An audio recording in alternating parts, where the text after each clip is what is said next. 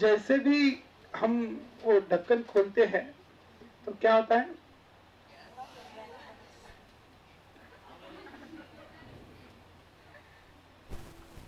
आज किसी के कितने लोगों का फर्स्ट डे है जैसे मेरे जो है? एक एक दो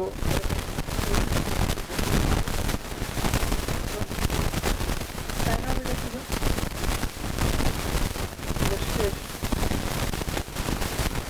ठीक है, तो बेटा नो डिस्कशन। तो हमने देखा है कि गैस जो है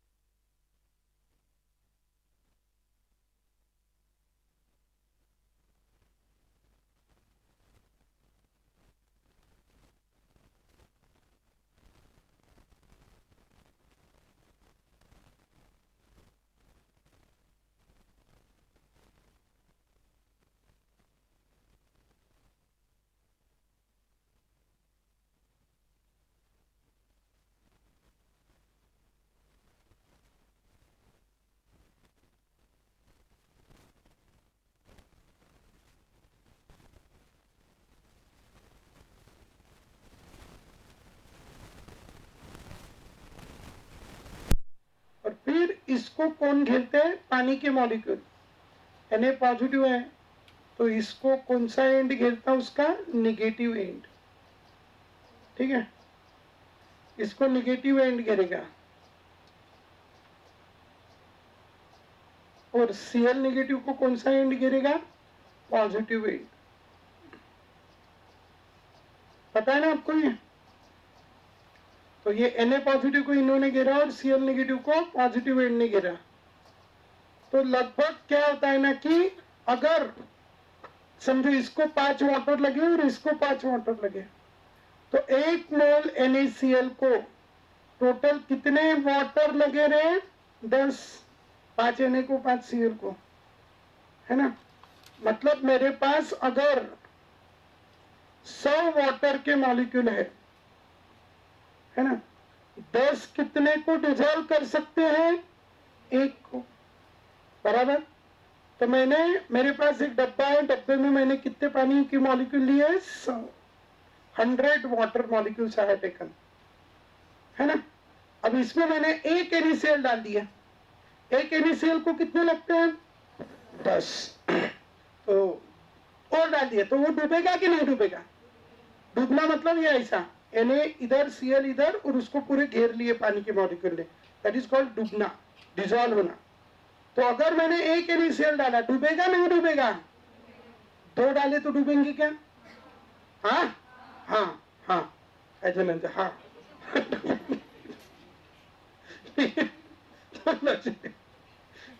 अरे 2 को डूबने के लिए कितने मॉलिक्यूल चाहिए? 20। अपने पास 20 है क्या? कितने है? 100। 20 की क्या बात, 100 है, ठीक है। लेकिन 3 डाले तो डूबेंगे क्या? लेकिन 4 डाले तो डूबेंगे। 4 तो कितने लगने वाले हैं? 40। अपने पास तो कितने हैं? 100। तो 1 मोल डाला डूब गया, 2 मोल डाले डूब गया, 3 मोल डाले डूब गया। इसका मतलब क्या हो गया? 5 मोल डाला तो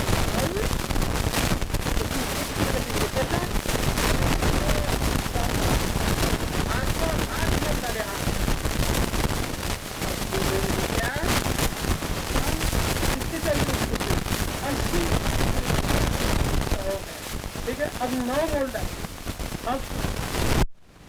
अब 10 मोल डाले, अब डूबेगा क्या? हाँ, कितने चाहिए 10 को? 100 है ना। और है भी 100, तो अभी डूब जाएगा। लेकिन अभी 11वां मोल डाला तो डूबेगा, ठीक है।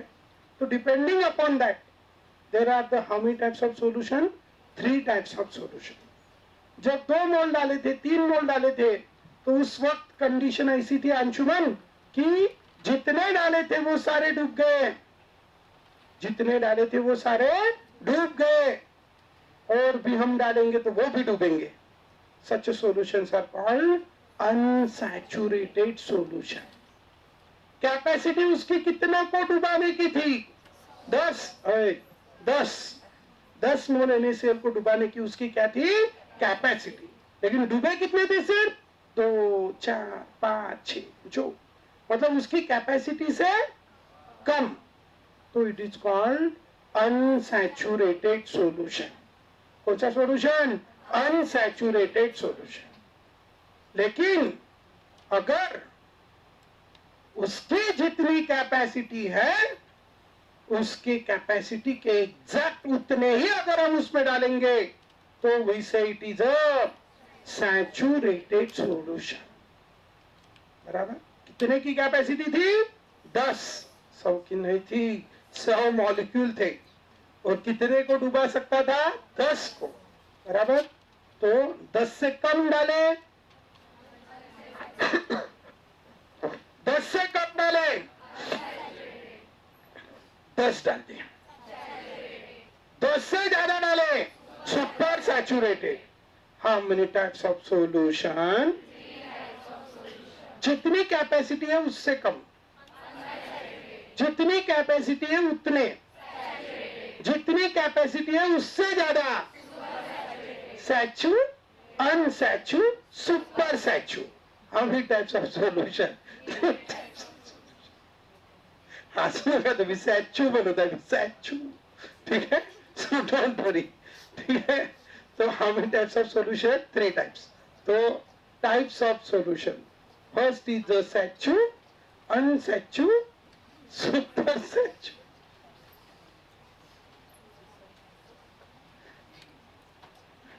ठीक है, लिया दिया, ठीक है।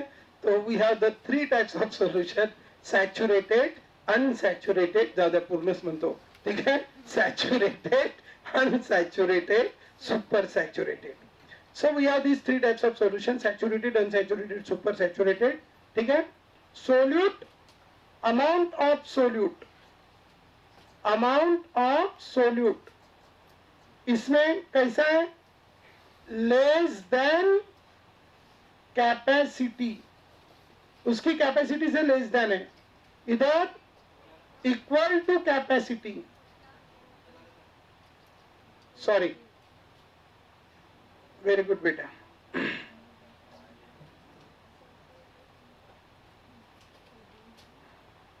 थांबा, पहिला अनसॅच्यू करू का?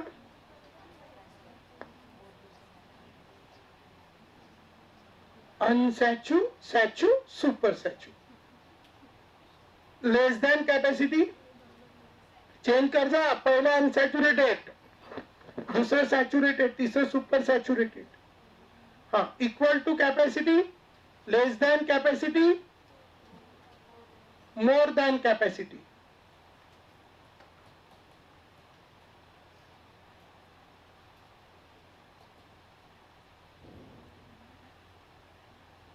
more than capacity. तो how many types of solution? 3 types.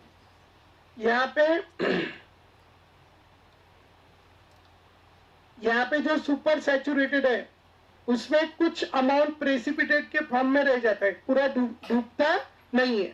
तो जो प्रेसिपिटेट रहता है उसको जो पाउडर फॉर्म में मिलता है that is called precipitate obtained.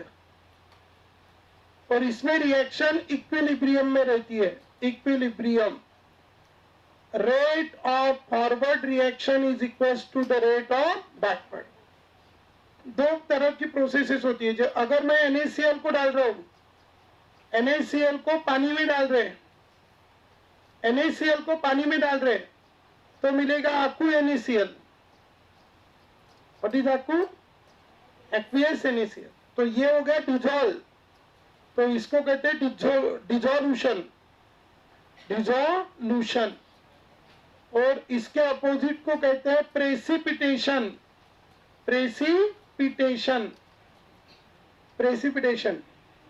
तो रेट ऑफ डिसोल्यूशन, ठीक है Shirish, rate of dissolution and rate of precipitation both are same under the which condition?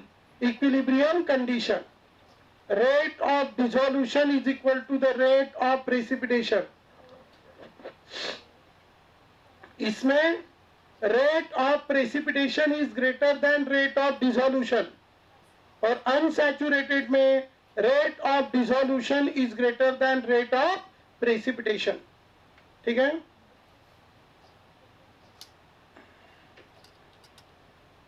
तो this is about the 3 types of solution: unsaturated, super saturated and saturated. Clear? जितनी capacity है उससे कम solute है, जितनी capacity है उससे कम सोल्यूट है unsaturated. Capacity के इक्वल है सैचुरेटेड, कैपेसिटी से ज्यादा है सुपर सैचुरेटेड. समझ गए? और सैचुरेटेड सॉल्यूशन में मतलब जो 100 मॉलिक्यूल हमने लिए थे तो मैक्सिमम कितने डिसॉल्व हो सकते हैं? 100. उससे ज्यादा 100 में कितने? 10. उससे ज्यादा नहीं. तो वो हो गई उसकी मैक्सिमम कैपेसिटी, मैक्सिमम कॉन्सेंट्रेशन. समझो 100 वाटर के मॉलिक्यूल, 100 वाटर के मॉलिक्यूल मतलब कितना वाटर? 1 लीटर.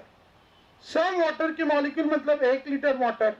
तो 1 लीटर वाटर में हमने कितने मोल डाले? ज्यादा से ज्यादा कितने डाल सकते थे? 10. तो 10 से ज्यादा नहीं. तो फिर उसका कॉन्सेंट्रेशन क्या हो गया? 10 मोल्स पर लीटर. हमने 2 मोल्स भी डाले थे, हमने 3 मोल्स भी डाले थे, हमने 4 मोल्स भी डाले, हमने 8 मोल्स भी डाले थे. लेकिन ये सब केस में वो कैसा था? अनसैचुरेटेड. मतलब और डालो और डूबेंगे. लेकिन इस केस में वो कैसा है? सैचुरेटेड. और डालो तो डूबेंगे नहीं. तो ये भी कॉन्सेंट्रेशन है, number of moles upon volume of solution, number of moles. These are the different concentration. लेकिन ये कैसा कॉन्सेंट्रेशन है? मैक्सिमम. इससे ऊपर हम उसमें डिसॉल्व नहीं होंगे. So this is the maximum concentration of dissolved solute. Maximum concentration of dissolved solute. समझ गए? तो this maximum concentration of dissolved solute is called solubility. मतलब maximum इतने को वो dissolve कर सकता है और इतने को ही soluble करने की उसकी क्या है? Ability. तो soluble करने की ability नाम रखा solubility. Are you understanding? Once more, what do you mean by the solubility? Soluble करने की ability. ठीक है. तो write down solubility, the maximum concentration of dissolved solute,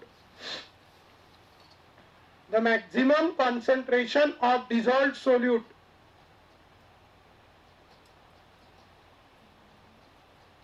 solubility, the maximum concentration of dissolved solute, the maximum concentration of dissolved solute is called solubility. The maximum concentration of dissolved solute. Solubility is nothing but what? Concentration. ध्यान में रखना. Solubility भी एक प्रकार का क्या है? Concentration. और अभी हमने देखा है कि जब हम गैस को डुबाने गए काय में? पानी में, या लिक्विड में, तो गैस कब ज्यादा डूबी? जब हमने उसके ऊपर क्या एग्जर्ट किया? प्रेशर। और इसीलिए मैं कहूं solubility of gas in a liquid is directly proportional to the pressure exerted on the gas. ठीक है? And this law is called which law? Henry's law. ठीक है? This law is called which law? Henry's law. What that law say? Solubility of gas. Solubility of gas in liquid is directly proportional to the pressure of gas above liquid surface. Pressure of gas above liquid surface. And so we get the solubility of gas in liquid is directly proportional to the pressure of gas above the which surface? Liquid surface. As the pressure of gas above the liquid surface increases, solubility of gas increases, and so we get here the formula S is equals to KH into P. This is for boats. लेकिन हम ऐसा भी तो बोल सकते ना, pressure of the gas is directly proportional to the solubility. अरे as we can say S is directly proportional to the P, तो क्या हम P is directly proportional to the S नहीं बोल सकते? So boards में ऐसा बोलते हैं, और entrance में कहते हैं pressure is directly proportional to the solubility. And so what should be the formula? Pressure is equals to some constant into solubility. This is which law? Henry's law. Both are the mathematical statements for which law? Henry's law. So ध्यान रखेंगे, both are the mathematical statements for which law? Henry's law. So according to the Henry's law, we have S is equals to KH into P, or P is equals to KH into S, where S is the solubility of gas, P is the pressure of the gas above the liquid surface, and KH is a which constant? Henry's constant. कौन सा constant? Henry's constant. ठीक है वेदांती? कौन सा constant? Henry's constant. समझ गए? तो we get this formula and this is which law? Henry's law. ठीक है? सोलिबिलिटी का यूनिट रहता है मोल्स पर लीटर. कॉन्सेंट्रेशन का जो यूनिट है वो मोलालिटी भी हो सकता है, मोलारिटी भी हो सकता है. Now after studying this law, what is the statement of this law? Do you understand? क्या रहेगा? पढ़ो अंग्रेजी में. Solubility of gas in liquid is directly proportional to the pressure of gas above the liquid surface. ठीक है? Now after discussing that, you all know very well about the different types of intermolecular forces of attraction. अलग अलग type के intermolecular force of attraction है, और इन अलग अलग type के intermolecular force of attraction की जो strength है उसको हम क्या कहते हैं? सिम्फा. What is सिम्फा बच्चों? Strength of intermolecular forces of attraction. ठीक है? इन अलग अलग force of attraction में सबसे strong है कौन सा बॉन्ड? Hydrogen bond. और हाइड्रोजन बॉन्ड कौन शो करता है? अल्कोहल, या जिसमें ऑक्सीजन हाइड्रोजन को लगाए, या नाइट्रोजन को लगाए, या फ्लोरीन को लगाए, वो सब कौन सा बॉन्ड शो करते हैं? Hydrogen bond. उसके बाद एक फोर्स है, कौन सा फोर्स? Dipole dipole interaction. उसके बाद कौन सा फोर्स है? वन डर वाल फोर्स. और लास्ट में है बच्चों डिस्पर्शन फोर्स. लेकिन कैसा है, कोई भी अलग टाइप का इंटरमॉलिक्यूलर फोर्स ऑफ अट्रैक्शन क्यों ना रहे, लेकिन सारे इंटरमॉलिक्यूलर फोर्स ऑफ अट्रैक्शन ज्यादा होने की वजह से, अगर दो मॉलिक्यूल के बीच में अट्रैक्शन ज्यादा है तो हम उनको इजीली एक दूसरे से सेपरेट नहीं कर सकते. मतलब उसको अगर वो लिक्विड स्टेट पे है तो इजीली हम उसको कौन सी स्टेट में नहीं भेज सकते? Gaseous state. क्योंकि हमें पता है जो 3 स्टेट्स है, कौन सी? Solid, liquid, gas. तो सबसे पास कौन सी स्टेट में रहते हैं? सॉलिड. थोड़े दूर लिक्विड, बहुत दूर गैस. बराबर. तो सॉलिड का लिक्विड करना है, या लिक्विड का अगर क्या करना है? गैस. तो उसको क्या खिलानी पड़ती है? हीट. और अगर फोर्स ऑफ अट्रैक्शन ज्यादा है तो हीट ज्यादा खिलानी पड़ती, और इसीलिए उसका बॉइलिंग पॉइंट भी कैसा रहता है? ज्यादा. तो always keep in your mind this great concept. SIMFA. What is SIMFA बच्चों? Strength of intermolecular force of attraction. Strength of intermolecular strength of intermolecular force of attraction. Strength of intermolecular force of attraction, that is called SIMPA. Once more, what is SIMPA? Strength of intermolecular force of attraction. As the SIMPA increases, boiling point increases, melting point increases. ठीक है, boiling point समझ गए? जब हम liquid का conversion gaseous में करते हैं तो जिस टेम्परेचर पे वो बॉइल होता है उसको हम कहते हैं जनरली कौन सा point? Boiling point. Melting point मतलब सॉलिड का लिक्विड में करते हैं जिस टेम्परेचर पे शुरुआत होती है, that is called melting point. अब हमें पता है, इधर ध्यान देंगे सब लोग. अभी कैसा है, मेरे पास एक क्लोज कंटेनर है और इस क्लोज कंटेनर के ऊपर हमने ढक्कन रखा है और यहाँ पे है गर्म पानी eight which temperature 100 degree Celsius. अब क्या होता है, ये पानी जो कौन सी स्टेट में है बच्चों? Liquid state. ये खुद होके कौन सी स्टेट में जाता है? गैसियस स्टेट जाता है. और फिर गैस का फिर से क्या होता है? लिक्विड. होता नहीं होता? आपने डब्बे में गरम गरम सब्जी लेके गए, रश्याची पनीरची मस्त, ठीक आहे, तो काय होते, तो डब्याच्या आतमधला जो हे असते तिथे काय होते, पहिले तर त्या भाजीमध्ये जे पाणी असते ते काय होते? Vaporise. It is converted into H2O. Liquid is converted into H2O gas. और गैस बन के वो क्या होता है? उड़ता है और उड़ के डब्बे के ढक्कन के अंदर के साइड में जाके एब्जॉर्ब होता है और फिर उसका गैस का फिर से क्या में कन्वर्शन होता है? लिक्विड. और फिर वो पानी बूंद बूंद फिर से नीचे गिरता है. तो क्या हो रहा है? ये फॉरवर्ड रिएक्शन हो रही है, backward reaction.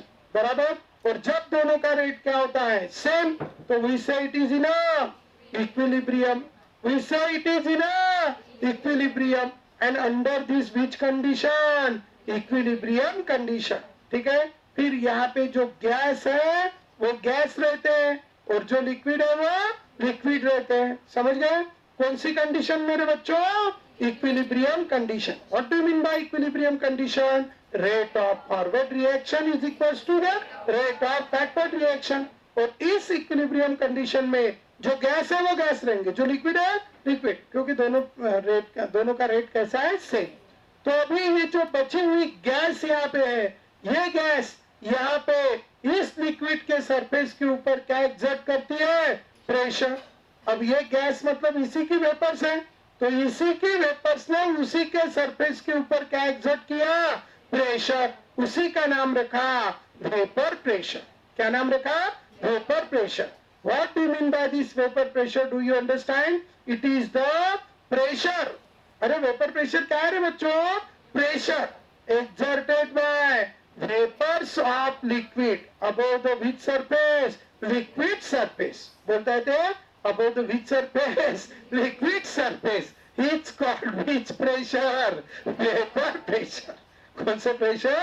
Vapor pressure. So what do you mean by this vapor pressure? Do you understand? So once more, what is vapor pressure?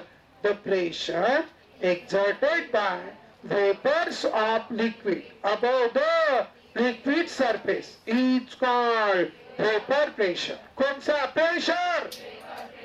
साध्या भाषेत लक्षात ठेवायचं, वेपरनी एक्झर्ट केलेलं प्रेशर नाव ठेवलं वेपर प्रेशर. समजलं?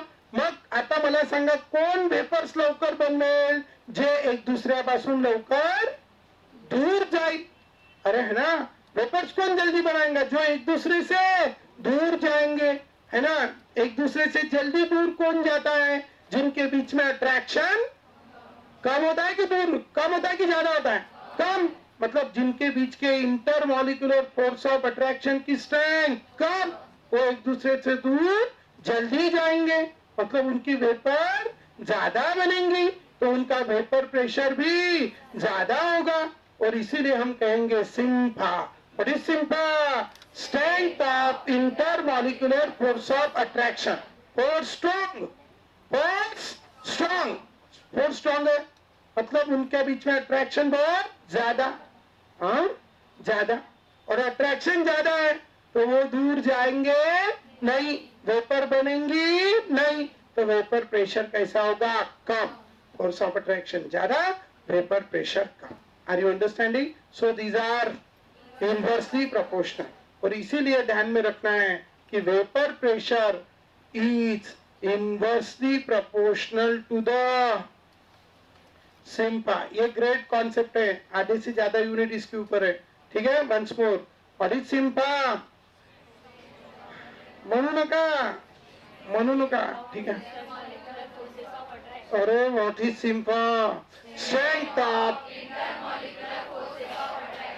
ठीक है, SIMFA is directly proportional to the boiling point, melting point and inversely proportional to the vapor pressure. Vapour pressure म्हणजे ज्याची वेपर लवकर बनते, ज्याची वेपर लवकर बनते त्याचा सिम्पा कमी. कळलं का? आणि वेपर लवकर कोणाची बनते? ज्याचा सिम्पा कमी. आणि त्याची वेपर लवकर तर त्याचं वेपर प्रेशर पण जास्त.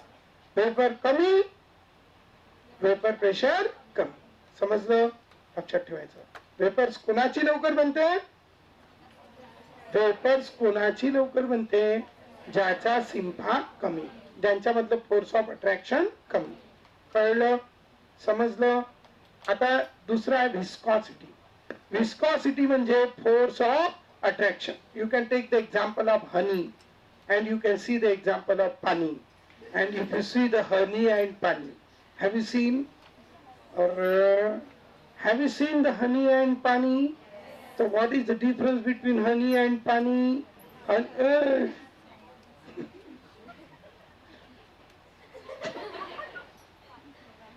लक्षात ठेव. हाँ, तो honey and pani, have you seen? नहीं?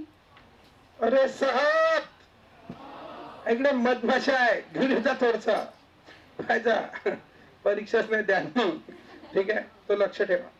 हनी के अंदर की जो स्टिकीनेस है वो ज्यादा, और पानी के अंदर की तो जो स्टिकीनेस है that is nothing but one type of force of attraction. तो फोर्स ऑफ अट्रैक्शन ज्यादा तो स्टिकीनेस ज्यादा, और स्टिकीनेस ज्यादा मतलब विस्कोसिटी भी ज्यादा. Are you understanding? So what I can say, viscosity ज्यादा कब रहेंगी? जब उनके अंदर का फोर्स ऑफ अट्रैक्शन ज्यादा रहेगा. तो विस्कोसिटी, कौन सी सिटी? विस्कोसिटी. कौन गिजा? ठीक है, viscosity is directly proportional to the SIMFA. लिया चाहिए. ठीक है, विस्कोसिटी नहीं लिहिलं. ठीक है, लिया. तो viscosity, once more, SIMFA is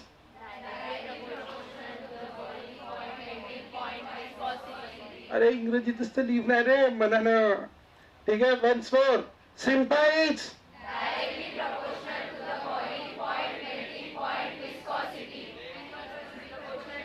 vapour pressure. हाँ, अब जिनके बीच में अट्रैक्शन, अरे सॉरी, जिनके बीच में अट्रैक्शन कम, कम अट्रैक्शन कम, वो जल्दी दूर जाएंगे, मतलब जल्दी उड़ जाएंगे.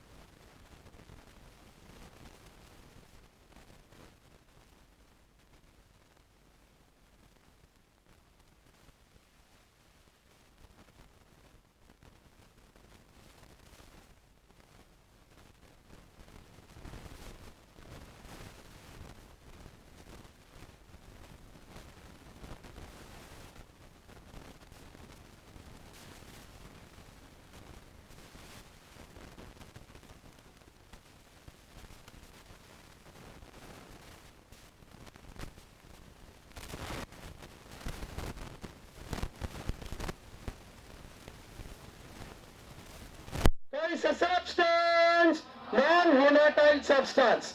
अब पेट्रोल में ऑयल डालने के बाद पेट्रोल की उड़ने की टेंडेंसी कम हो गई और पेट्रोल पेट्रोल नहीं रहा। अब क्या बन गया? सोल्यूशन। ठीक है, क्या बन गया बच्चों? Solution. It was a pure solvent. जब वो केला था तो it was a what? Pure solvent. But फिर हमने उसके अंदर क्या डाला? ऑयल। तो फिर क्या बन गया? सोल्यूशन। क्या बन गया रे? सोल्यूशन। क्या डालने के बाद? ऑयल। ठीक है, तो it is the solution containing which solute? Non-volatile solute. Are you understanding? अब ये सॉल्यूशन जल्दी उड़ेगा कि लेट उड़ेगा? इसके अंदर क्या डाल दिया हमने? ऑयल। इसकी वजह से उसकी स्टिकीनेस बढ़ेगी कम हुई? पहले पेट्रोल होता, पेट्रोल आता त्याच्यात ऑइल टाकलं तर सांगा मग काय होईल? स्टिकीनेस बढ़ेगी कि कम होगी? मुझे नहीं पता। बढ़ेगी, मतलब सिंफा भी बढ़ गया और सिंफा बढ़ गया तो उसका उड़ने का टेंडेंसी कम हो गया। उड़ने के टेंडेंसी को ही हमने नाम रखा वोलाटाइल नेचर, और उसका जो रिलेटेड प्रेशर रहता है that is called vapour pressure. तो इसका वेपर प्रेशर इतना ही रहेगा, इससे ज्यादा होगा कि इससे कम होगा? चांगले सांगा, क्या कम होगा? Vapour pressure. क्या कम होगा? Vapour pressure. So vapour pressure of solution, vapour pressure of solution containing which solute? Containing which solute? Non-volatile solute. Non-volatile solute. So PS is the vapor pressure of solution containing non-volatile solute. तो non volatile solute कौन है? Oil है। और ये PS क्या है? Vapour pressure of solution. तो ये पुराने वेपर प्रेशर से ज्यादा रहेगा कि कम रहेगा? अच्छे से बताओ, क्यों कम रहेगा? क्योंकि उसकी उड़ने की टेंडेंसी क्या हो गई? कम। मतलब वेपर बनने की टेंडेंसी क्या हो गई? कम। तो वेपर प्रेशर भी क्या होगा? कम। और इसीलिए 50 रहेगा, 50 से ज्यादा रहेगा कि 50 से कम रहेगा? 50 से कम 60, 75, 40। ठीक है, तो अभी ये क्या हो गया बच्चों? 40।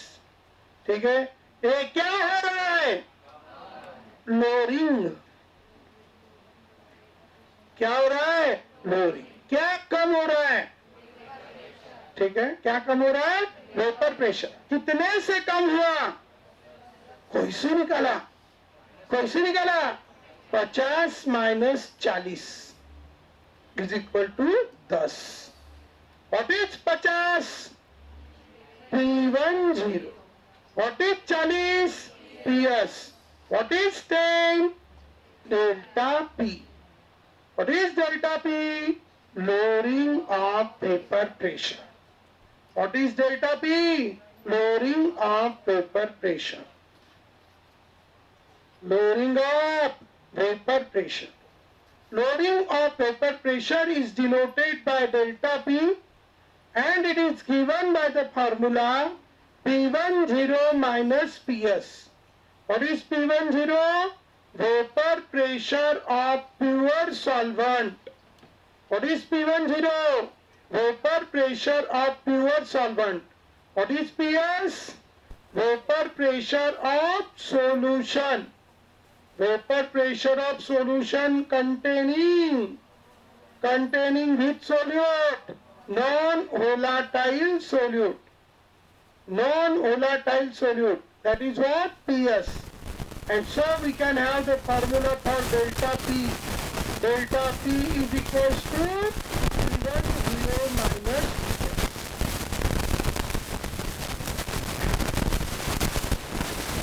ठीक है? Delta P is equals to P10 minus PS. P10 minus PS gives you delta P. And what is delta P? Delta P is a lowering of vapor pressure. And if you divide this delta P upon P10, delta P upon P1 0. We have the formula of delta P. What is the formula of delta P? P1 0 minus P1 upon P1 0. What is it? P1 0 minus upon P1 0 minus P1 0. P1 0 upon P1 0 minus P1 upon P1 0. इन दोनों का base कैसा है? Same. 1 minus Ps upon P1 0. This is about delta P upon P1 0, and this is called relative lowering of vapor pressure. Relative lowering of vapor pressure. Relative lowering of relative कैसे काम करते हैं? Compare कराते हैं. है ना? Compare. तो यदि कंपेयर किया कैसा होता है? कैसा जाता है? किसी ने बदल डाला. अरे है ना? किसी ने बदल डाला. बदल डाला. त्या दोघांच्या रेशोचं नाव ठेवलं relative lowering of vapor pressure. So what do you mean by this relative lowering of vapor pressure? Do you understand? So keep in your mind, relative lowering of vapor pressure is denoted by delta P upon P1 0, and it is equals to P1 minus P0 upon P1 0, or we can say it is 1 minus Ps upon P1 0. क्यों कम हो vapour pressure? क्यों कम हो रहा है vapour pressure? क्योंकि उसमें क्या add किया? Non volatile solute. अगर हमने नॉन वोलाटाइल सोल्यूट ज्यादा ऐड किया तो लोअरिंग भी. आता मला सांगा, आपण कुठे गेलं रे? पेट्रोल. त्या पेट्रोल मध्ये समजा आपण 10 मोल कोणाचे टाकले? ऑइलचे. आणि या 10 मोल ऑइलने त्याचं वेपर प्रेशर कितीने कमी केलं? 10 ने. आणि समजा मी 20 मोल टाकले तर आता कितीने कमी होईल? का 5 ने कमी होईल? अरे होईल ना. जाऊ द्या, मला ते पचत नाही. पानी पचतो. ड्रिनो पानी है पिया है कभी? तू ठीक है, पानी पिया होगा ना. कैसा लगता है? कैसा कैसा नहीं लगता. ठीक है, ऐसा ही बराबर. अब इस पानी में हमने डाला हनी. हनी पानी में डाला हनी, तो उसकी क्या बढ़ेंगी? मिठास. अरे मिठास बढ़ेगी ना. ठीक है, पहले डाला 1 चम्मच हनी, तो मिठास कैसे बढ़ी? थोड़ी सी. फिर डाला 2 चम्मच हनी, और ज्यादा. अरे बढ़ी ना. तो क्या होगा? जैसे जैसे हम सोल्यूट के नंबर ऑफ मोल्स बढ़ाते जाएंगे, वैसे वैसे क्या होगी? चेंज जो है वो क्या होते जाएगा? बढ़ते जाएगा कि कम होते जाएगा? बढ़ते जाएगा. और इसीलिए मैं क्या कहूं, the change in the vapour pressure, that is delta P, lowering of vapour pressure, ये ज्यादा कब होगा? जब हम सोल्यूट के नंबर ऑफ मोल्स कैसे ऐड करेंगे? ज्यादा. है ना? सोल्यूट के नंबर ऑफ मोल्स कैसे ऐड करेंगे? ज्यादा. और इसीलिए relative lowering of vapour pressure is. क्यों हो रहा है इसमें? मुझे बताओ. पेट्रोल का उड़ना बंद क्यों हो रहा है? कम क्यों हो रहा है? क्योंकि उसमें क्या डाला? ऑयल. ऑयल ज्यादा डालेंगे तो उसके उड़ने में आने वाला फर्क भी ज्यादा होगा. 1 बूंद ऑयल का डाला तो यार पता भी नहीं चला उड़ना कम हुआ कि नहीं, लगभग वैसी स्पीड से उड़ रहा है. लेकिन 5 बूंद 10 बूंद डालेंगे तो उड़ने की स्पीड कम हो जाएंगी. 100 बूंद डालेंगे तो और कम. मतलब जितना ज्यादा डालेंगे उतना चेंज कैसा होगा? ज्यादा. Are you understanding? तो इसीलिए delta P upon P1 0 is directly proportional to the N2. अब दूसरी बात, 1 बूंद 1 लीटर में डाला, समझो 1 मोल 1 लीटर में डाला, और दूसरा है कि 1 मोल 10 लीटर में डाला. कौन से केस में इफेक्ट ज्यादा पड़ेगा? 1 गिलास पानी में 1 चम्मच हनी डाला और 1 ड्रम पानी में 1 चम्मच हनी डाला, चेंज काय में ज्यादा दिखेगा? 1 ड्रम में चेंज दिखेगा क्या? पता भी नहीं चलेगा हनी डाला कि नहीं. लेकिन वो ग्लास में चीज दिखेगा। यार इसमें पानी डाला है, आर यू अंडरस्टैंडिंग? तो मैं क्या बोलूं, एक ग्लास में सॉल्वेंट कैसा है? तो ग्राम भर, अभी ग्लास भर। तो ग्लास में सॉल्वेंट तो change,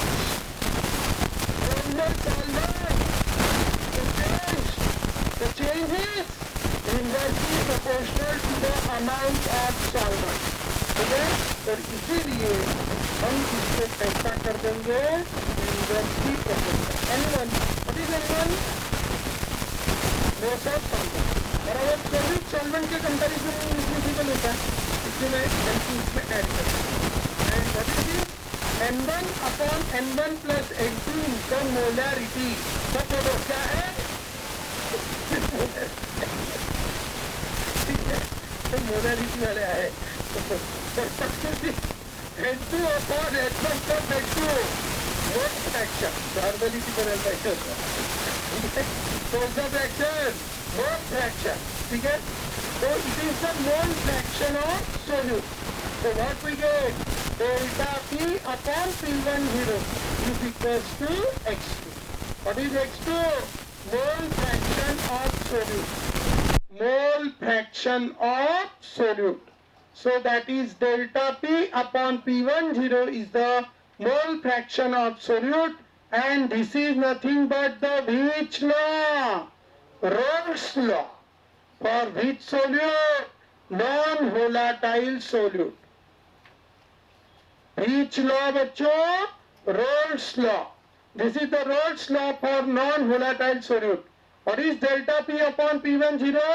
Relative lowering of vapor pressure of solution containing non-volatile solute is equal to the mole fraction of solute in the solution.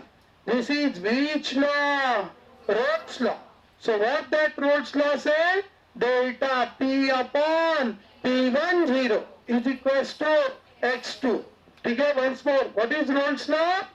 Delta P upon P10 is equals to X2.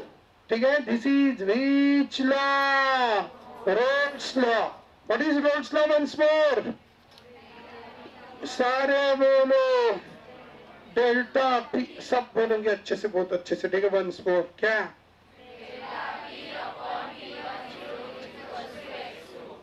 is equals to X2. But we have the formula for X2. क्या formula है X2 के लिए? Delta P upon P10 is equals to X2. X2 is the mole fraction of solute. It is given by the formula N2 upon N1 plus N2.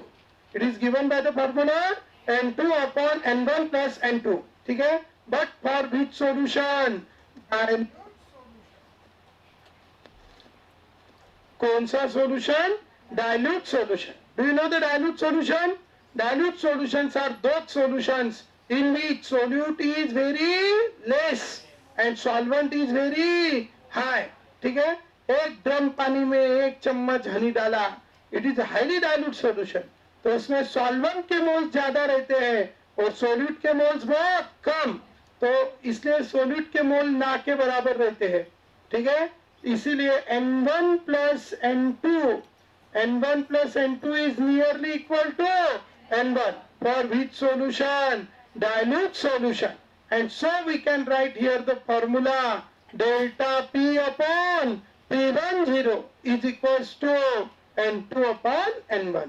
And so we have the formula here delta P upon P10 is equals to N2 upon N1, and it is given by delta P upon P10 is equals to N2. We have the formula of N2. N2 is given by W2 upon M2, and N1 is given by W1 upon M1. And so we can have the formula here delta P upon P10, that is the relative loading of vapor pressure. It is given by W2 upon M2 into W1 upon M1. And in this way, by this you can find out the molar mass of solute using relative lowering of vapor pressure. So we get this is the Rolle's law for the solution containing non-volatile solute. Now, after studying this Rolle's law for the solution containing non-volatile solute, we study here the Rolle's law for the solution containing volatile solute. Okay? So this is the Rolle's law for the solution containing non-volatile solute. You have to keep in your mind this formula: delta P upon P10 is equals to W2 upon M2 into W1 upon M1. Okay? This is about the Rolle's law for non-volatile solute. Along with this Rolle's law for the non-volatile solute, we take here the Rolle's law for volatile solute. अगर आपको ऐसा specially mention नहीं रहा कि volatile के लिए क्या है और नॉन volatile, तो Rolle's law मतलब ही for which solute, volatile solute. Mention रहा तो नॉन volatile के लिए अलग से लिखना, otherwise directly you can write for what, volatile solute. तो volatile solute के लिए Rolle's law क्या रहेगा बताएं? volatile solute, volatile solute, ठीक है. अब पेट्रोल में हमने क्या डाला? पेट्रोल में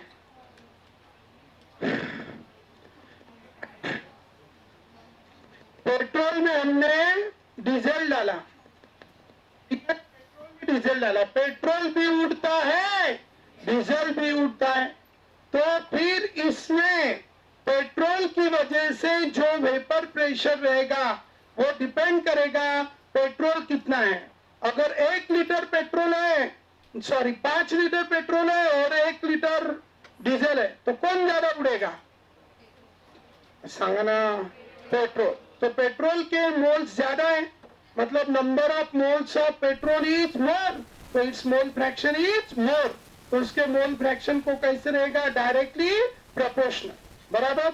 लेकिन 1 ही लीटर पेट्रोल है और 1 ही लीटर डीजल है, अब कौन ज्यादा उड़ेगा? दोनों सेम है, पेट्रोल भी 1 लीटर है और डीजल भी 1 लीटर है, अब कौन ज्यादा उड़ेगा? सांगा पेट्रोल उड़ेगा. इसकी उड़ने की टेंडेंसी ज्यादा है, तो इसकी कितने उड़ने की टेंडेंसी को कहते हैं? इसका वेपर प्रेशर तो इसीलिए हम कहते हैं vapour pressure, partial vapour pressure of any component A, partial vapor pressure of any volatile component A. Volatile component A. Partial vapor pressure of any volatile component A is equals to vapor pressure of that component into which state? Vapor pressure of A in pure state. Vapor pressure of A in pure state into mole fraction of A. Mole fraction of A. Mole fraction of A in solution. Mole fraction of A in solution. And so we can have here the formula for PA. What is PA?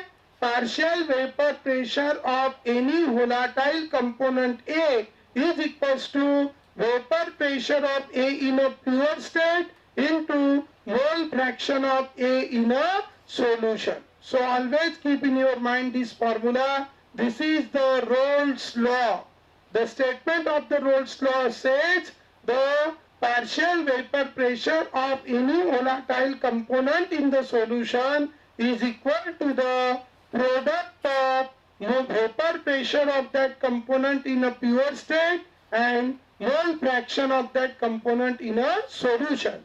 So we get here the formula PA is equals to PA0 into XA. Okay? Here this is the formula here. PA is equals to PA0 into XA. This is which law? Rolle's law.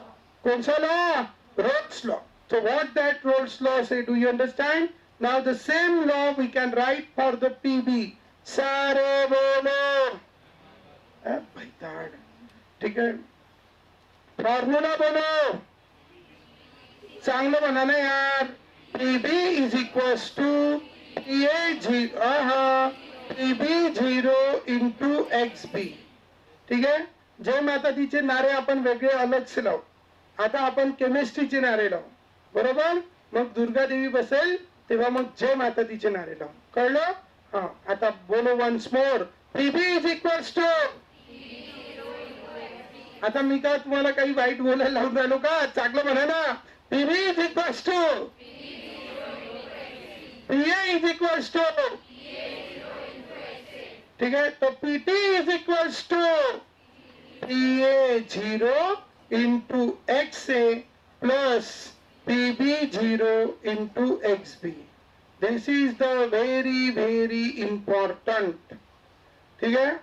This is the Rolle's law for the solution containing non-volatile solute. ठीक है. Run. So in this way, volatile solute. तो दो component है, एक का नाम A, दूसरे का नाम B. ठीक है. So we have these two components and we get here the PT, and the PT is equals to PA0 into XA. झालं? तो this is the which law? Rolle's law. आज हमने कितने लॉ देखे? 3. पहला हेनरी, दूसरा रोल्स, तीसरा roles, चौथा डाल्टन. आता डाल्टन लिया. डाल्टन नहीं, डाल्टन. डाल्टन. कौन सा टन? डाल्टन लिया. Dalton's law very important. YA mole fraction of A in which state?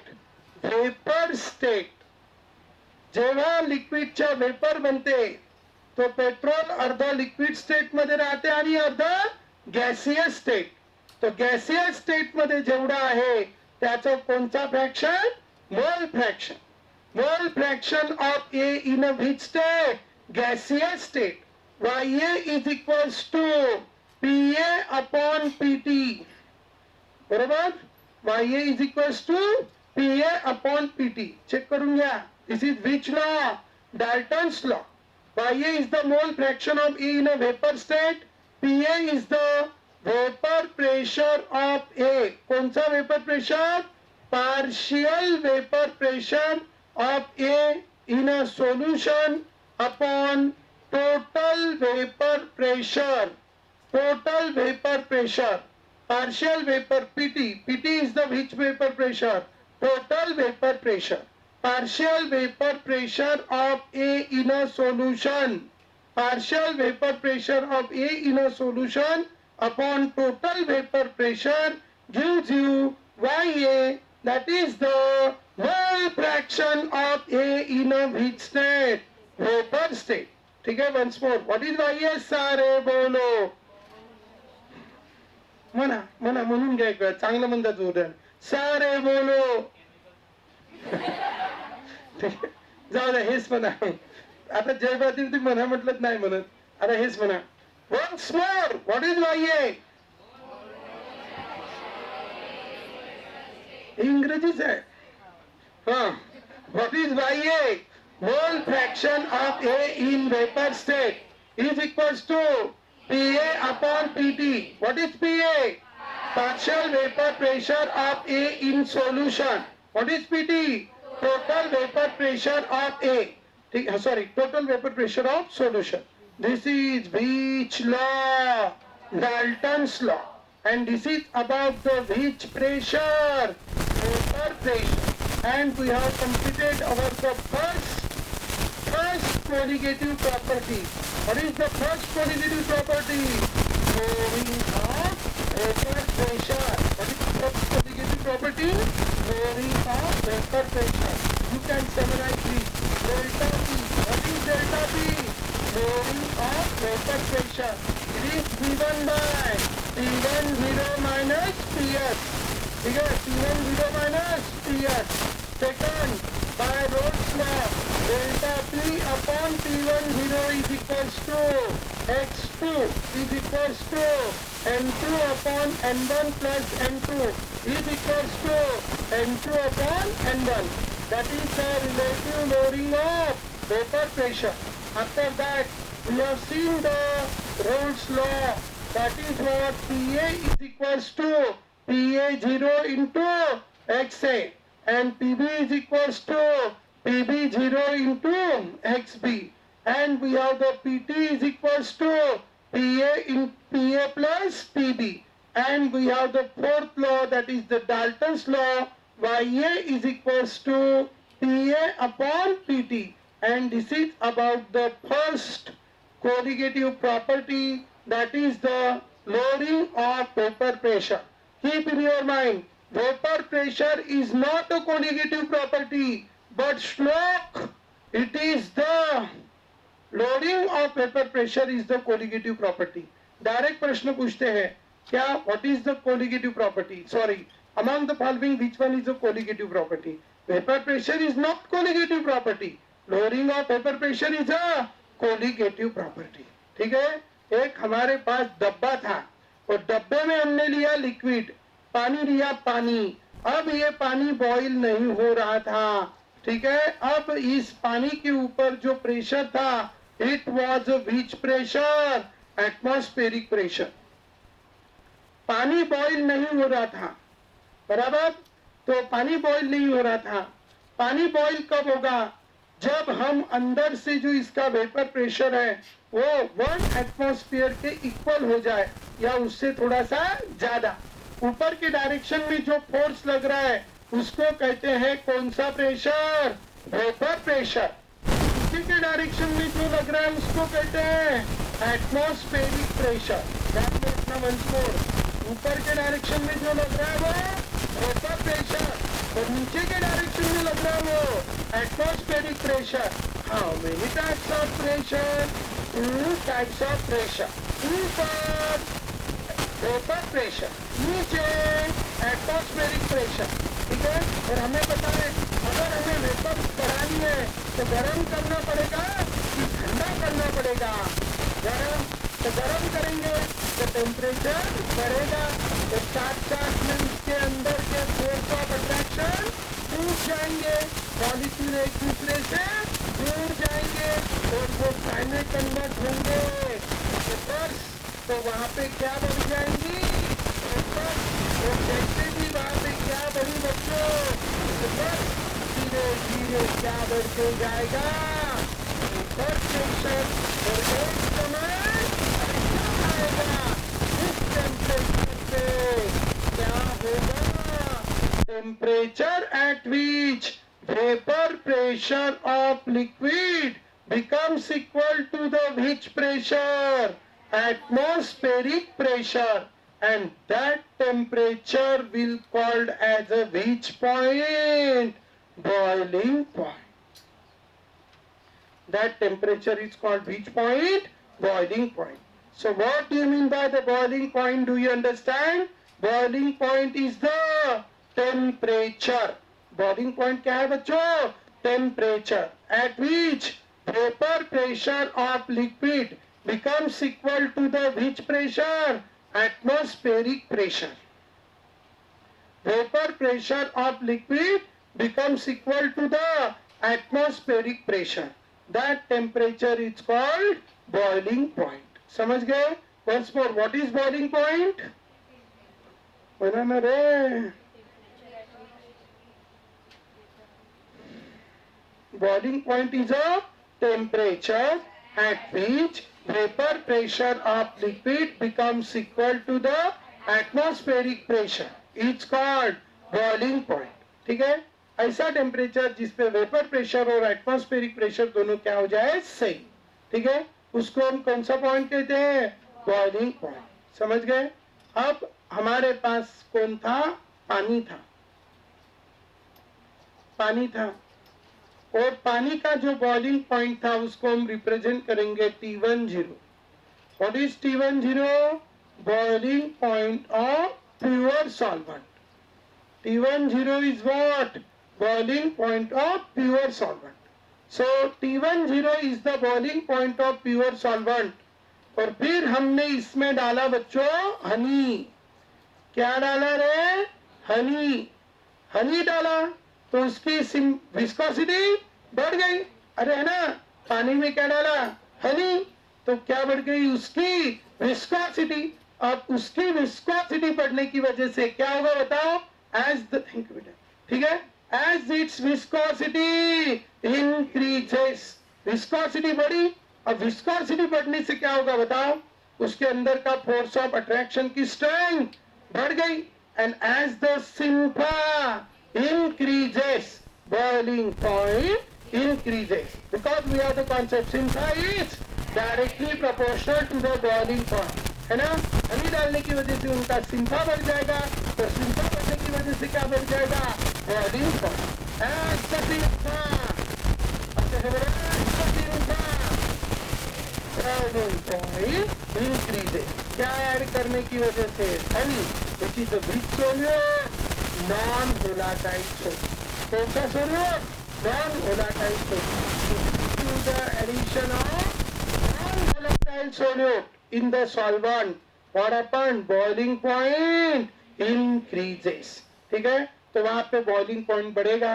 अगर ये 100 डिग्री सेल्सियस पे बॉइल हो रहा है तो उसका हनी डाला हुआ सॉल्यूशन 100 पे बॉइल होगा कि 100 से ज्यादा पे बॉइल होगा।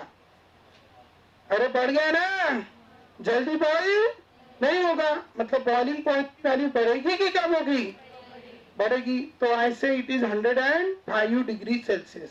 कितने से बढ़ा, कैसे निकाला, 105 माइनस 100, व्हाट इज दिस 105, इसको हम डिनोट करेंगे टीएस।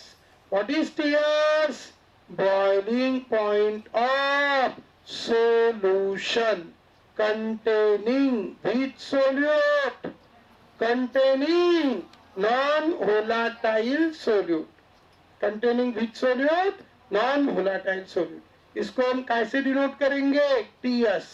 और इस TS, boiling point of solution containing non-volatile solute, this is what TS, and TS minus T10, what is T10, boiling point of pure solvent, boiling point of pure solvent, and this gives you delta T, this gives you delta T. So what do you mean by the delta T, चलो बताओ, delta T is equals to Ts minus T10, once more, delta T is equals to Ts minus T10. What is Ts? Boiling point of solution containing non-volatile solute. What is T10? Boiling point of solution. कौन सा solvent? Pure solvent. ठीक है? So in this way we get this Ts minus T10. That is the elevation in boiling point. क्या है ये delta T क्या है? Delta TB. It is what? Delta TB. What is delta TB? Elevation in boiling point. ध्यान रखेंगे बच्चों, elevation in boiling point is denoted by delta TB, and delta TB is given by Ts minus T10. What is Ts? Boiling point of solution containing non-volatile solute. What is Ts? Boiling point of solution containing non-volatile solute. What is T10? Boiling point of pure volatile solvent, or pure solvent. This gives you elevation in boiling point. Once more, elevation in boiling point is denoted by delta TB. Delta TB is given by Ts minus T10. ठीक है, ये क्यों हो रहा है, क्योंकि हमने petrol में क्या डाला या पानी में क्या डाला, हनी। हनी अगर ज्यादा डाला तो एलिवेशन भी ज्यादा होगा, कम डाला तो कम, और इसीलिए elevation in direct boiling point is directly proportional to the into. और कितने से बढ़ेगा, कितने से टेस्ट बढ़ेगी, किसकी टेस्ट ज्यादा बढ़ेगी, जब हम पानी ज्यादा लेंगे कि कम लेंगे, कम लेंगे तो टेस्ट ज्यादा बढ़ेगी, कम लेंगे, वेट ऑफ सॉल्वेंट अगर कैसा लेंगे कम, तो टेस्ट कैसी बढ़ेगी, ज्यादा, मतलब चेंज कैसा आएगा, ज्यादा। सॉल्वेंट अगर 1 ड्रम लिया, ज्यादा लिया, तो उसमें 1 चम्मच डालने से कोई चेंज नहीं होगा, तो चेंज कैसा होगा, कम। सॉल्वेंट कैसा लिया, ज्यादा, और इसीलिए वो इसको कैसा रहेगा, inversely proportional. So N2 is the number of moles of solute, N2 is the number of moles of solute, और ये क्या है, weight of solvent, weight of solvent in kg. And so that N2 upon W1, N2 upon W1 is nothing but molality.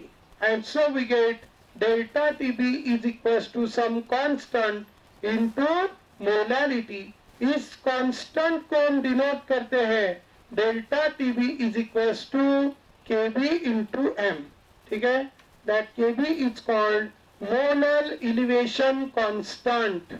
Kb को हम क्या कहेंगे, molar elevation constant, molar elevation constant, और it is also called ebullioscopic constant, ebullioscopic constant. तो इसी को हम कहेंगे मोलर इलिवेशन कांस्टेंट, और it is also called ebullioscopic constant. M stands for molality. M stands for molality, is denoted by M.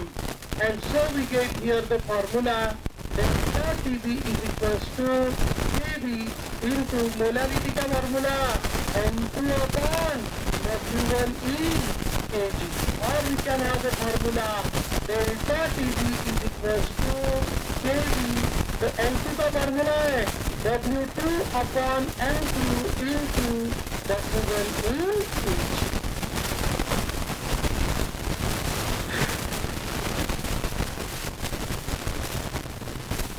छपलो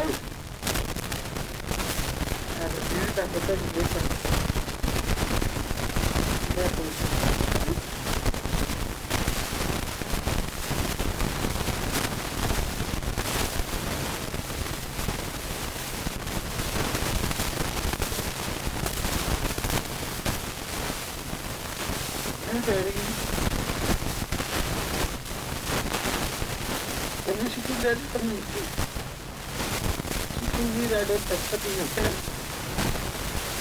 freezing point.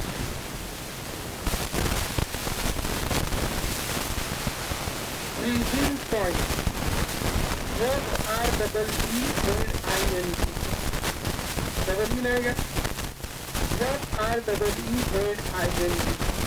Freezing point. That we discuss tomorrow. Yeah.